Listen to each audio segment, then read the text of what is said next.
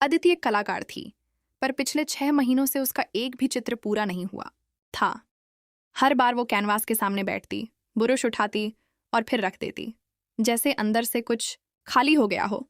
एक दिन वो पुराने शहर की एक छोटी सी कॉफी शॉप में बैठी थी, स्केचबुक खुली, पर पेंसिल हाथ में बस यूं ही थी। तभी सामने वाली कुर्सी पर कोई बैठ गया। माफ करना, बाकी सब जगह भरी हैं। अदिति ने ऊपर देखा। एक लड़का, सादा सा चेहरा, आंखों में एक अजीब सी गहराई। ठीक है, उसने कंधे उचकाए।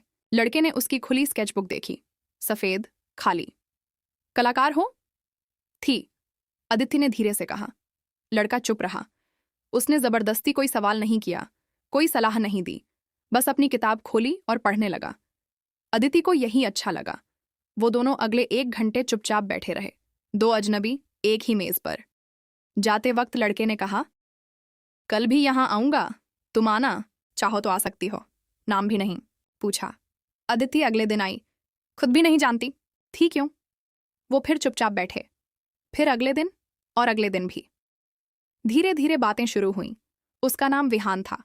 वो एक आर्किटेक्ट था जो इमारतें बनाता था, पर उसका सपना था कि एक दिन कोई ऐसी इमारत बनाए जिसमें लोग खुशी से आएं। जैसे यह कॉफी शॉप, अदिति ने कहा। विहान मुस्कुराया। बिल्कुल। एक शाम विहान ने पूछा, तुम्हारी पेंटिंग क्यों रुक गई? अदिति ने खिड़की के बाहर देखा। पता नहीं, शायद कुछ ऐसा नहीं था जो मुझे महसूस करवाए। विहान कुछ नहीं बोला। अगले दिन वो कॉफी शॉप नहीं आया। अदिति ने इंतजार किया। पहली बार उसे एहसास हुआ कि वो हर रोज उसका इंतजार करती थी। शाम को घर लौटकर वो सीधे अपने स्टूडियो गई, कैनवास के सामने बैठी, बुरुश उठाई और इस बार रुकी नहीं। रात भर वो रंग भरती रही, बिना सोचे, बिना रुके।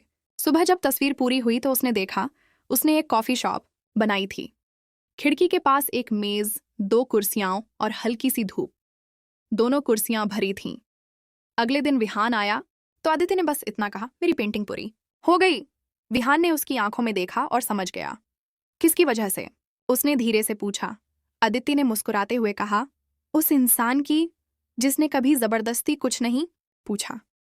कभी कभी प्यार शोर में नहीं, बल्कि एक खूबसूरत खामोशी में मिलता है। लाइक और सब्सक्राइब जरूर करें और कमेंट में बताएं